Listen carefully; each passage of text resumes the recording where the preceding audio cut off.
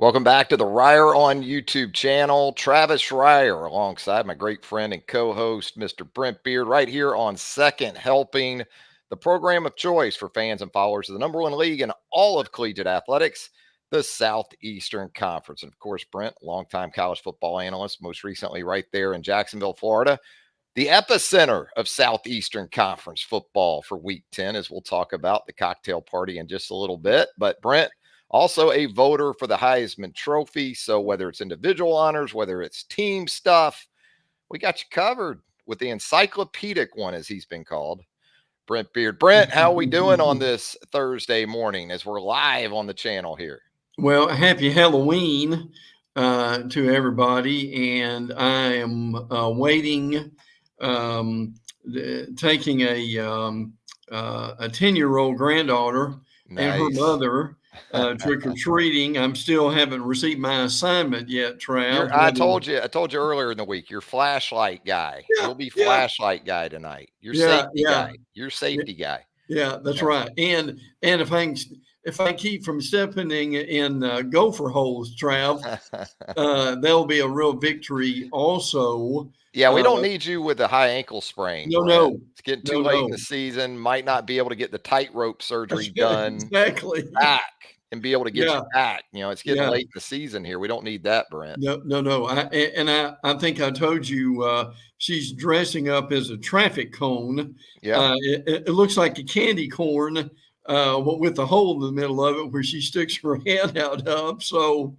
awesome. But listen, and again, for anybody who's driving around Jacksonville, there are plenty of traffic cones on every block, right? There are everywhere, I think. Having lived in Tuscaloosa, Alabama for more than a couple of decades or a couple of decades, it seemed like that entire stint there were the barricades. It really made me wish I had come up with the concept of the traffic cone or the barricade, because we would be on a private island somewhere doing this show. We certainly would be. Yes. If we were doing a show at all. And by the way, we appreciate you chiming in here on the program in the show chat.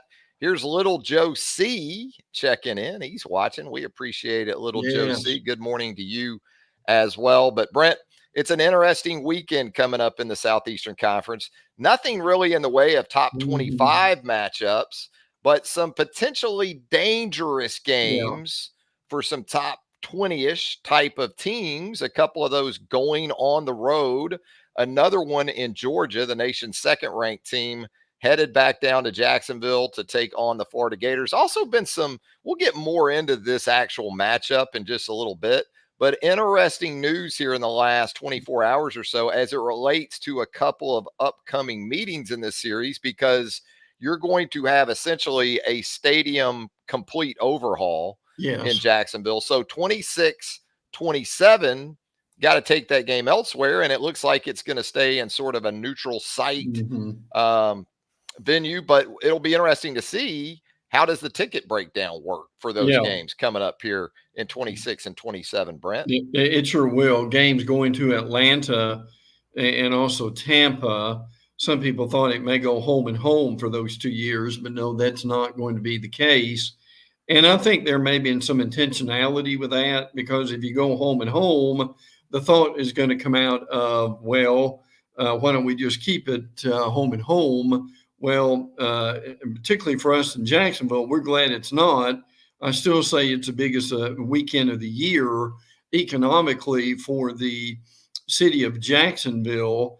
And Travis, you know, with the stadium being rebuilt, the overhang to help on sunny days is just frankly going to be tremendous in a lot of ways. But look, money is everything, isn't it, my friend? It is. And the reality is that both coaches, Kirby Smart and also certainly the Florida regime with the Billy Napier, have said part of the attraction for this game is they get a lot of money to play a neutral site game. As a matter of fact, Kirby Smart said around $6 million every 2 years in order to do that, Trav. So as we know, money speaks, And we are certainly glad to have a little bit more transparency and clarity on where this Florida-Georgia game is going the next few years. Yeah, and with it going to Tampa and Atlanta, it sounds like it's going to stay neutral site for the foreseeable future, especially with this new stadium essentially coming online in Jacksonville around 2027, 2028. So, absolutely, as long as the city of Jacksonville keeps making that financial commitment, which I would think would only go up in the coming years, because it's interesting, if Atlanta and Tampa hold this game and think, you know what, hey, we may want to get in on trying to take this thing over at some point. That maybe helps Florida and Georgia with their leverage, say with Jacksonville in the foreseeable future. But absolutely, it's dollars and cents. And so Florida and Georgia in 26 and 27 will be in Atlanta and Tampa, respectively. Interesting. I think a lot of people forget that even back in the 90s, when the stadium in Jacksonville that is currently there was being done, it did go home and home. It sure did. And unfortunately for Georgia fans, Steve Spurrier was the head coach at Florida, and he enjoyed dropping a $500. Oh, he did, didn't he? On Georgia, wherever the game. You could play the game in Brunswick. Yeah. You could play the game in Stark. It didn't matter. Spurrier loved hammering the Georgia Bulldogs, and he did that a couple of times in those home and homes. And Trent, let me say this too, and this is for the future, but I think part of a lot of what's going on here too is maybe a peek into the future with this new stadium of the future. Might this mean that Jacksonville could get in a rotation in the playoff situation? The playoff is expanding. A lot of these, the early games are going to be frankly, at the sites of the higher ranked teams, which is going to be fun to be able to see that. But we know the majority of them are going to be in bowl games, and obviously the bowls that we are familiar with, the bigger bowls. But I've got to think Jacksonville would love somehow to get into a playoff rotation to get one going in Jacksonville, which would be even bigger for this city if that happened. I think the taxpayers that are help footing about $750 million of this stadium enhancement, I guess you could call it. It's essentially a new stadium. They're kind of hoping for that type of additional attractions that the city might be able to attract in addition to just the Jaguar games, because really the Jaguars are going to play in London at least one home game a year. So if you're a Jaguars fan, you're already losing a home game. So you need some other ways to sort of justify the investment the city of Jax is making, along with Shad Khan making a sizable investment as the Jacksonville Jaguars owner. But certainly a lot of things to consider there, and things we are going to consider coming up for this week 10. We're going to talk about home and homes. We're going to talk about campus matchups, and we're going to get going at Reynolds Razorback Stadium Saturday. That'll be 11 a.m. Central Time, 12 noon Eastern.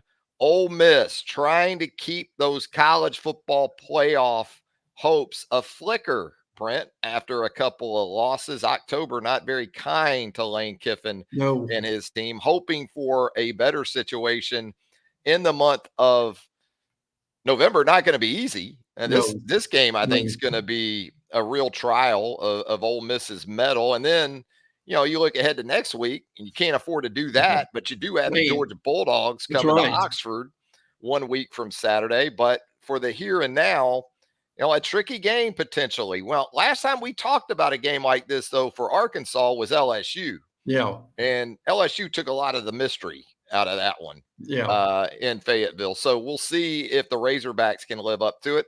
Razorbacks with 5 wins. Razorbacks are going bowling, right, at this point, because they still have an FCS opponent, or not an FCS, but a Louisiana Tech game coming up in a couple weeks. That should guarantee them a 6th win. But, boy, you could go ahead and get that this weekend if you're Sam Pittman. You could be looking at maybe 8 wins, because Missouri at the end of the season now doesn't look as formidable, even if that game is on the road. No, and look, these teams in some ways are going in opposite directions. To me, one of the surprises with Arkansas, besides Taylon Green and Trev, I think you and I both thought Bobby Petrino would make a big difference in this football team, and he certainly has done that. But look, in this league, when you can run the ball, and Arkansas can, with Jaquindon Jackson, who has been in and out because of injuries, and then Braylon Russell steps up, and a freshman gets 175 yards, and this Arkansas defense is playing better than we thought it would. And man alive, how about Ole Miss? I mean, the numbers look good. They lead Division I in scoring defense, 11 points a game. Jackson Dart's one of the more efficient quarterbacks. But in talking with one of the Ole Miss radio guys this week, they really are not happy with where they're going right now. And the surprising thing on offense, they're struggling to run the ball. Trey Harris, their best player, has been in and out. Jackson Dart has been inconsistent. Trav, they thought they'd get more out of Juice Wells, who transferred from South Carolina. How surprised are you that these teams are in the shape they're in going into November? Yeah, I'm not that surprised by the run game because I think Parrish is more of a complimentary back. Yeah, right. I like him a lot as sort of my 1B, but my 1A, I want more of a legit 18 to 20 carry guy. And Absolutely. whatever you thought of Quinshon Judkins, okay? And I get it. Apparently there were issues there. I understand it. From the team dynamic, that may not have been sustainable any longer. But that's the kind of guy, as we know, that could absolutely light it up in that Lane Kiffin offense. And I don't know if that offensive line has been exactly what they had hoped. I think still the skill positions are the strength, whether it's even Jordan Watkins on the outside. You said it with Harris, didn't play last week against Oklahoma. I thought that was very evident in their explosiveness and their ability to really push the ball down the field. So his status moving forward is absolutely critical. And look, Lane's had some stinkers in Fayetteville in the past too. And not just with Ole Miss, but I remember 2014, Alabama, after losing to Ole Miss, ironically enough, took it on the road to Fayetteville and beat Brett Bielema, his Hogs at the time, 14-13. And that was one of the more ugly offensive performances you would ever see from a Lane Kiffin unit. So the start to this game, obviously, everything in some ways probably benefits Ole Miss that it's an early kick, kind of get in under a lot of the other stuff that typically can crop up from a crowd perspective later in the day into the night. But yeah, this is it for Ole Miss, for Georgia really to mean much at all.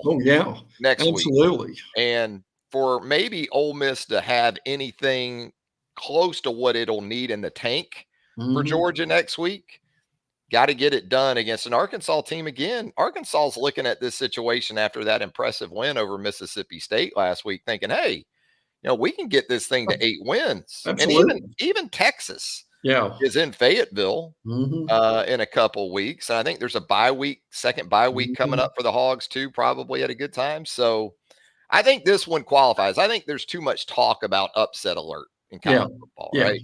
I think this one qualifies, though. It sure does. It's a legitimate upset alert situation. Vanderbilt, a little bit later in that early window, 12:45 Eastern time, SEC Network. The Auburn Tigers, a 7-point favorite at home over Vanderbilt. Auburn coming off a very impressive performance over the final 3 quarters of that win over Kentucky last week anyway. Auburn looking to put together a win streak in SEC play after picking up its first victory of the conference season on the Bluegrass last week. Vanderbilt, we've talked about this. I think some of this with Auburn being a solid, ringing 7-point favorite in this game. You look at Vanderbilt and how it competed with Texas last week, win over Alabama, road win over Kentucky. Very impressive to this point. We both love Diego Pavia. We're all on record with all of that. But when October rolls over to November, that's when you officially begin to worry about Vanderbilt in most years. And that goes back to just sustainability from a roster perspective. Oh yeah, absolutely. And your teams that have momentum, their roster is helping them in this point to the tune of what their top 40 to 50 players, Right. and maybe a team like Vanderbilt Trav, or they limited to 30 to 35. Yeah. And in this league, that depth comes into play. I'm curious what you think about Auburn having seen all they wanted to of Diego last year with New Mexico State, and also Jerry Kill, Tim Beck, Eli Stowers on that team also, so they kind of know what to expect. You still got this wishbone, basically, and times an inverted bone that Auburn's going to have to be able to deal with. But look, Trav, my thing is, Hugh can be a little hard-headed at times, and you get basically 300 yards from Hunter, Jarquez Hunter last week in a big win over Kentucky. Will Hugh continue to feed him the ball, or will he get stubborn and want to go back to the passing game? So this is an intriguing game for a variety of reasons. Yeah, Hugh can be reminiscent of Nuke LaLoosh, the fictitious pitcher in the movie. I'm going way back with this one. Bull Durham, that was your Tim Robbins character in that movie. Evan Costner, the minor league baseball players and team there. And, Nuke always wanted to give you the heat. He wants to give you the heat. He doesn't want to throw the off-speed stuff or get away from his heat. And for Hugh, it always seems like the heat is his quarterback. He wants his quarterback to be that player. And Hunter is clearly the best option that Auburn has had for the last couple of years. So here's what I think. I think what I like about Vanderbilt is, and I think Pavia has a lot to do with this culture now, is the energy and enthusiasm.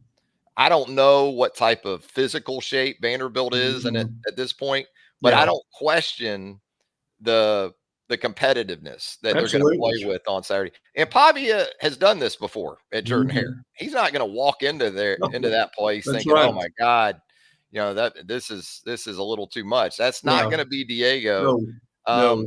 I think Auburn can win this game. I wouldn't lay the 7. I think it's going to be a very competitive game. I think Vanderbilt covers the 7. I don't know if Andy wins outright, but I just know I wouldn't bet against Diego Pavia. No. If I'm picking quarterbacks in this game right now, I trust, and even offensive minds that I trust. I trust Tim Beck right now more for Vanderbilt than I trust you. So, should be a fun one Saturday at 12:45 Eastern at Jordan-Hare. Not much to talk about with this next one, Brent.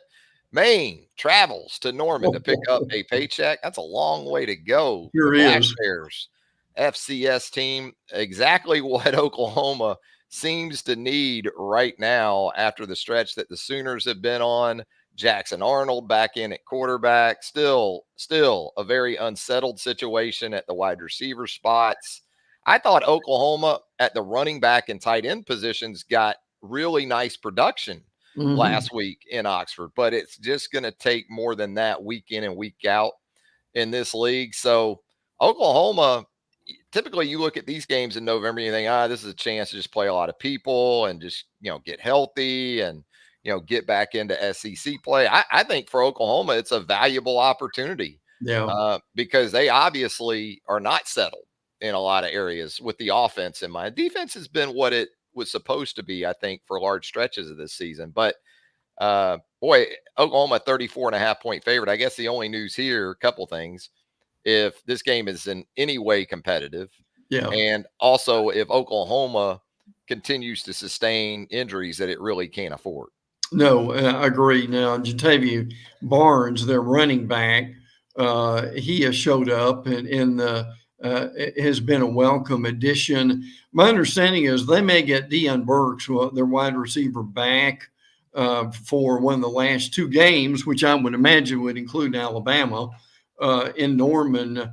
But they needed a break. They need a win. They need some confidence to go along with this. Trav, wouldn't you take this game to maybe experiment a little bit? I know it's deep into the season, but they've had so many injuries, still trying to get that offensive line going, still trying to really settle on the quarterback as they rotate. I'm just curious what Brent Venables does with this game.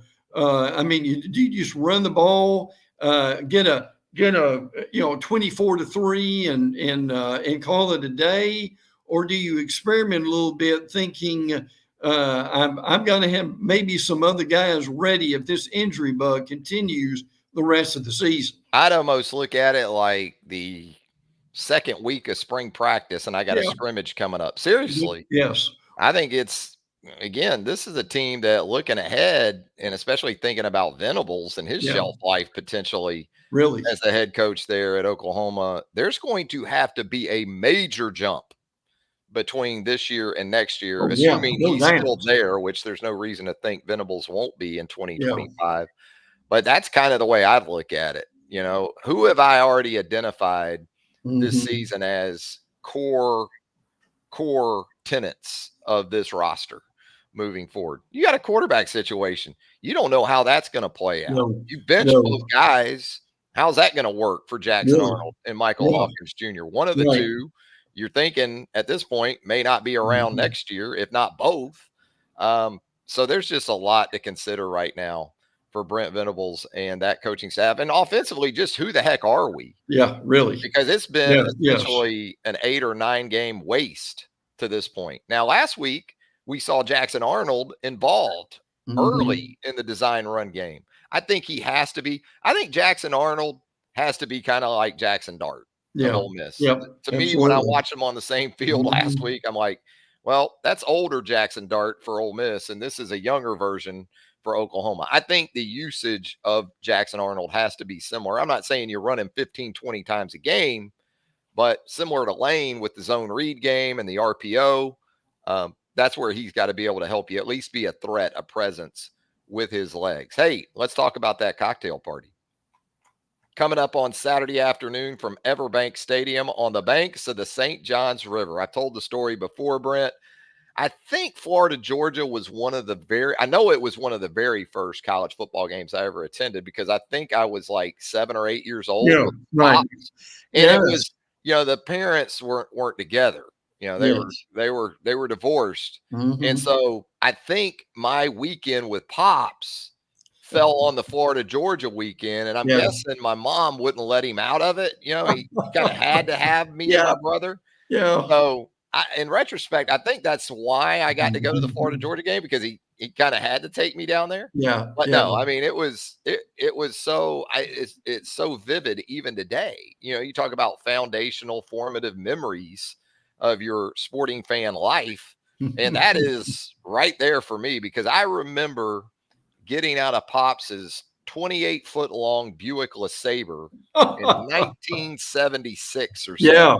And as soon as I got out of that immaculate candy apple red baby, the first thing I smelled, I didn't even know it at the time, but it was definitely bourbon. Yeah, I'm sure. As soon as I stepped out of that land yacht of Pops. But that's how far back this goes for me. Unfortunately, it seems like a lot of years the games haven't been overly competitive. It's like one team is clearly better year in and year out. You get your classics like 80. And some others for sure. But Georgia, the clear favorite. I think this game opened at like 13.5 or so, maybe it was higher, but it's at 16.5 for the Dogs right now. There seems to be some budding optimism for Florida. That's almost totally associated, I think, with DJ Lagway at the quarterback position.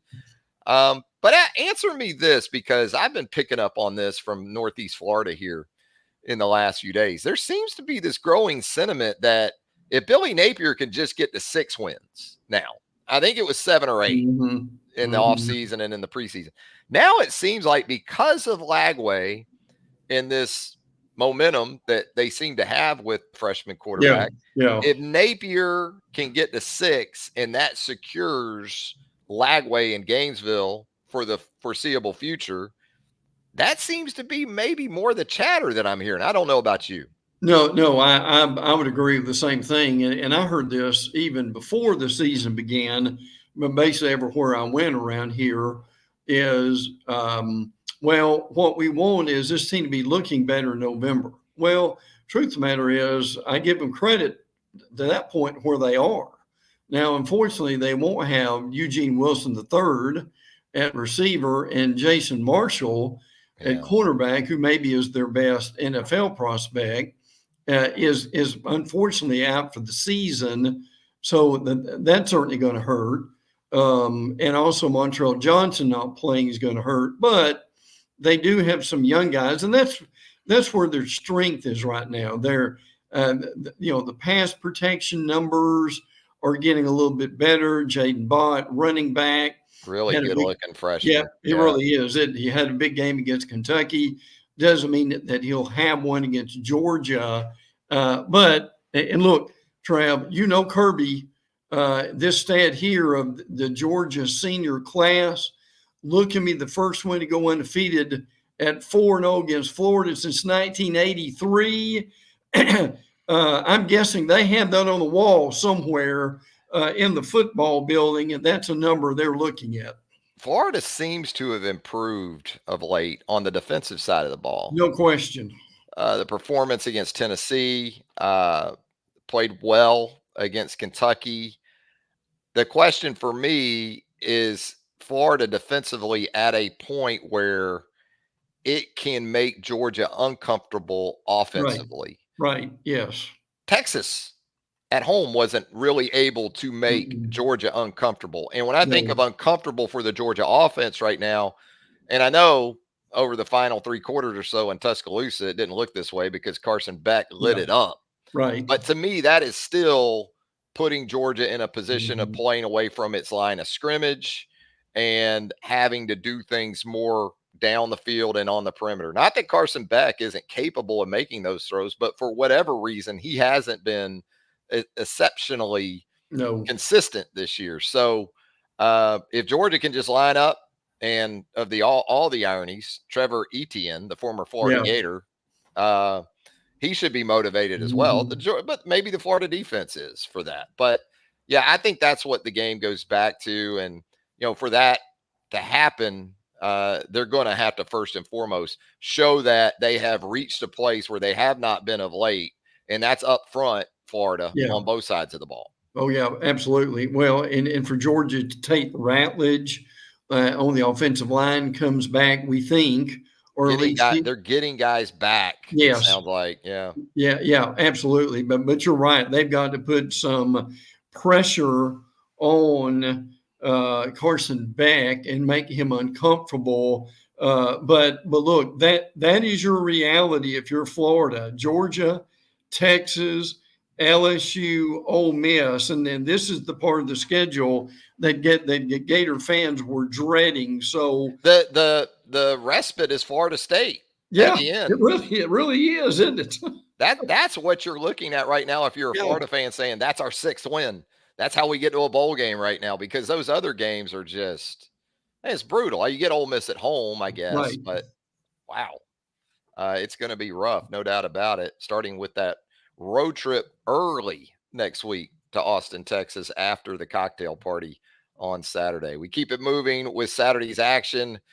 Later window, late afternoon, UMass travels to Starkville, Mississippi State, looking a lot like a winless SEC team in year 1 under Jeff Lebby, but a chance here against the Minutemen.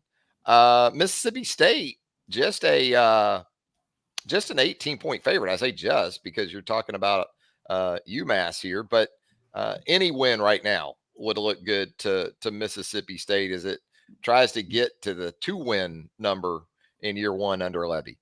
Trav, do you think when you look at these defensive numbers for Mississippi State, they've got 1, 2, 3, 4, 5 that are like 124 in the nation up to 133.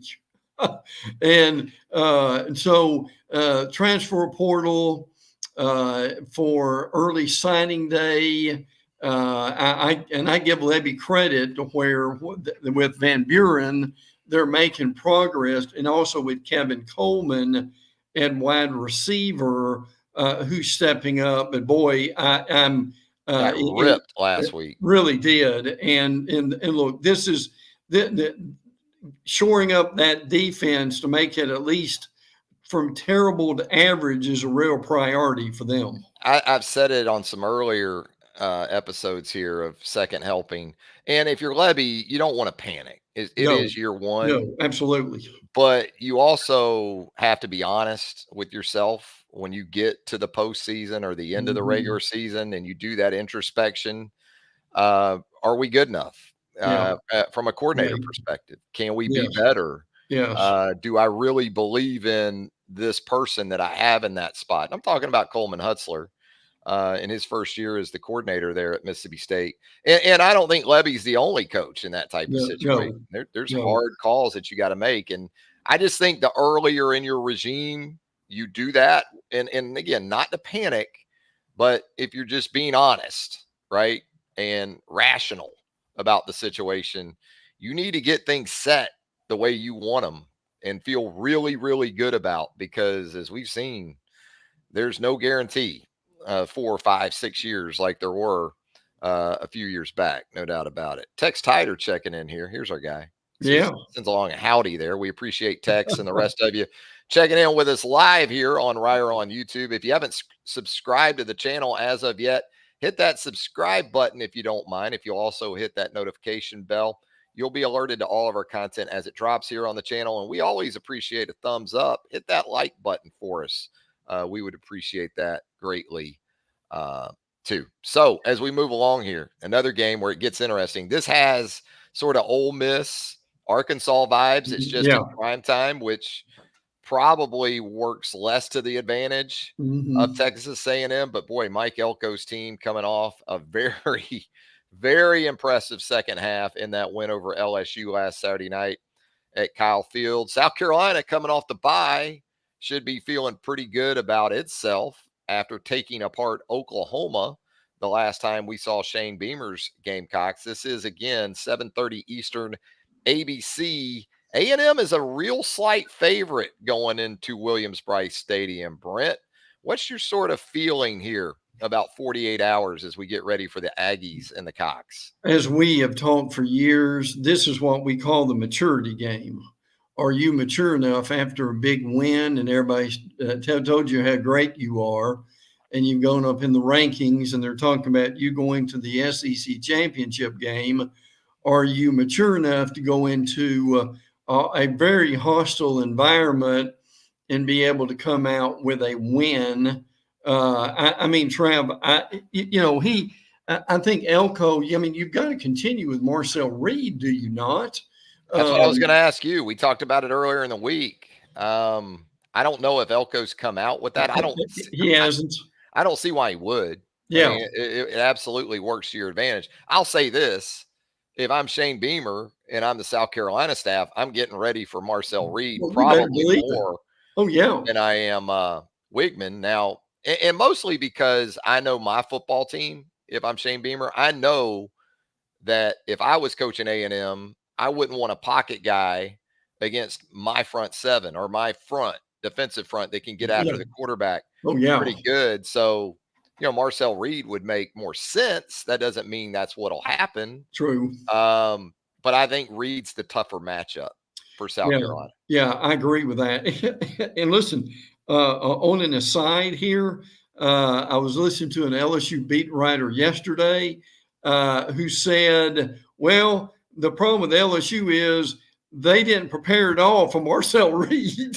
So that certainly didn't help them. But we'll get into that on another day. But again, what Mike Elko has done, the little bit of talk about, well, could Mike Elko be the coach of the year in the SEC? I mean, he certainly would be on the list. He's not worried about that right now. My question with this is, and it always comes back to this, and people just got to understand in this league, I think they can, but can that Trav, can that A&M offensive line block that front seven of South Carolina, who has given everybody they played all kinds of problems? That's why I think Reed has to at least play a lot if he isn't the starter, because, we get on Connor Weigman pretty good, but to be fair to him, A&M's not really set up right now to run the type of offense that suits Connor Weigman, where he can be protected and you can get more guys out into routes and he can be prolific throwing the football. It benefits A&M right now to have a guy like Reed who you can really run the football with too, between what he can bring to the table and what the two backs and the way they run the football between the tackles. Yeah. It's just more reason to stick with Marcel Reed. I think A&M wins this game Saturday night, but I do think it'll be, if you like sort of retro football and you like, let's say 24-20, 27-24 defensive fronts dominating at times, this is probably going to be the game for you. Should be a tight one in Cola, and we'll see if A&M. Look, if A&M gets past this hurdle, they're great until early November 30th, and then they host Texas. Oh, yeah. So when you think about college football playoff candidates in the SEC, A&M gets through this. I'd be shocked if they're not 10-1 with Texas coming to town to end the regular season. Now, let me throw this out real quick, and I'll be brief about this. Trev, there are a lot of questions about Shane Beamer at the beginning of the year. Yeah. And I understand that, but they pushed LSU, they pushed Alabama basically to the limit. Now, if they have another one of these with A&M, to where A&M's hanging on by a thread in the fourth quarter, Trev, how does it, even though with the losses, how does this change the way we look at Shane Beamer as we go into November? Yeah, I think it's this game. I referenced the Ole Miss-Arkansas game earlier. I think it's similar from that perspective with the coaches of the home teams. I think Sam Pittman in a similar spot as Shane Beamer. I don't get the sense that right now Shane Beamer's in a lot of trouble. Right. There. There's still a month of football to be played, still a Clemson game to be played. That matters, obviously, in that state. Right. But yeah, I think recruiting wise, the vibe seems to be pretty positive for Shane Beamer, and that matters as well. But so yeah, I would think he's okay. But at home, South Carolina this season hasn't been what I'm sure it would like to be, in some situations for sure. Boy, talk about teams that are spiraling. What about the Kentucky Wildcats? Kentucky goes to Oxford about a month ago, shocks the Ole Miss Rebels, then proceeds to just drop the next three games. Yeah, really. Very, very Mark Stoops-unlike in that regard. And really, in some ways, not all that competitive in its last two losses to Florida on the road, and then those final three quarters against Auburn at Kroger Field last Saturday night. Right. Yeah. And my concern here, Trav, is that, and I like Stoops. I think Stoops has done a really solid job at Kentucky, has recruited the state of Ohio well, and not get into all the battles with like the Bamas and the Georgias. And he's done a good job of that. Here's my concern. He's about to finish with a losing SEC record for the fifth time in the past 6 years. Still not where they need to be offensively. They're actually rotating quarterbacks a bit. Tennessee obviously is one of the better second half teams in the league. First half, they're really struggling. But and look, we have a lot of time to talk about this. But Trav, it makes me wonder: does Kentucky and Stoops just kind of call it a day at the end of the year? And say, look, we've had a great run here. I think, and not skip the game, I do think Tennessee is still too much for them in this game. But you can also see them, could they have a performance like they did against Georgia in a game they should have won. So I just think Stoops in the next few months or next few weeks is certainly worth a closer look. Well, it almost happened after last season. We thought for a brief stint overnight that Mark Stoops was headed to Texas A&M Yeah, absolutely. instead of Mike Elko. So you wonder Hmm. if the past maybe comes up a Yeah. little bit too as things gradually deteriorate over the course of this season. I don't see him getting any better. Saturday night, you got Tennessee coming off Yeah. a bye. Right. You got Tennessee really with everything in front of it. I think Yes. Tennessee goes Kentucky at home and then Hmm. Mississippi State at Hmm. home next week. So Mm. it's setting up beautifully before that big trip to Hmm. Athens that's going to determine a lot. I think Yeah. Tennessee goes to Vandy. Diego and the Commodores would love to ruin things for the Oh, Vols there really? to cap the regular season. But Yeah. Tennessee to me is kind of like Texas A&M. Hmm. Texas A&M still has a big one out there after this weekend in Yeah. Texas. Yes. Same for Right. Tennessee with Georgia, but Hmm. kind of take care of everything else, and you're probably 10-2, and Sure. you're at least going to have a Hmm. right to complain probably if Hmm. you don't make that 12 team field. So there you go. Bye week this weekend too, Brent, for a lot of the star power in the league. LSU and Alabama on the bye, preparing for their huge matchup a week from Saturday night in Baton Rouge. The Texas Longhorns on a bye, going to host those Florida Gators early a week from Saturday out in Austin. But you know what? The Alabama fans are still here on the show, man. Every day, Absolutely. American They checking in. are. Let's roll tide, he says. So no bye weeks. Timothy also, good morning, roll tide. Boy, Hmm. these Alabama fans, no such thing as a week off, Brent. Oh, no, no, not at all. I understand that. And look, as we wrap things up, I know it's another conference, and I won't go into any detail. Trev, that there's some big games in the ACC. I'm fascinated where they're going. I mean, you got a resurgent Clemson that is taking no prisoners, hosting Louisville. Florida State hosting North Carolina. Mac Brown is 0-11 versus FSU, which is a bit of a surprise that one is going on. You've got Duke at Miami, a noon game, and the Canes still Manny rolling. Diaz going home. He Yeah. is.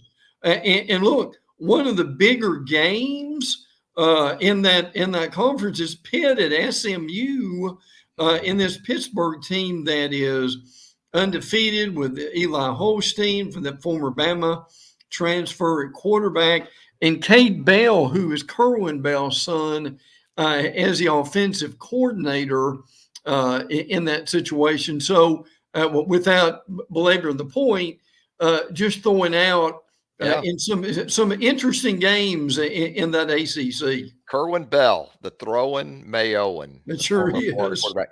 Son Cade, as you said, a rising star, Mhm. young He guy, is. but boy, with Eli Mhm. Holstein and that Pitt offense, the Alabama transfer at quarterback, putting up some numbers. And you also, of course, have outside the ACC, you got Ohio State at Oh Penn State. yeah, Boy, seems like man. a big one for Ryan Day at this point. I mean, getting serious John Cooper vibes, so he might want to take care of business. And hey, James Franklin needs to prove it too. You know, big Well, game for both those head coaches at State College. well, and listen, Ryan Day hasn't beaten a top five opponent since 2022. He's lost four straight. And then James Franklin hadn't beat a top five opponent trap since 2016. I thought He's it had been longer than that. Yeah. yeah, he's lost 10 straight. So listen, does it surprise you like it does me when these jobs come open and for whatever reason, here's Franklin's name among the top three as soon as somebody's fired. Good agent. That's agenting. It is, isn't it? Good agent works. What that is, Brent. Hey, Brent, always a lot of fun with you right here on Second Helping, the show of choice for fans and followers of the number one league in all of collegiate athletics, the Southeastern Conference. Look forward to recapping all of the Week 10 action coming up early next week with Brent here on Reier on YouTube. Brent, have a great weekend, my man. You too, brother. Take care, and hope everybody enjoys Halloween and the games on Saturday. Be safe out there with the trick-or-treaters, folks. Yes. No doubt about that. For Brent, Travis, thanking you once again. Until next time.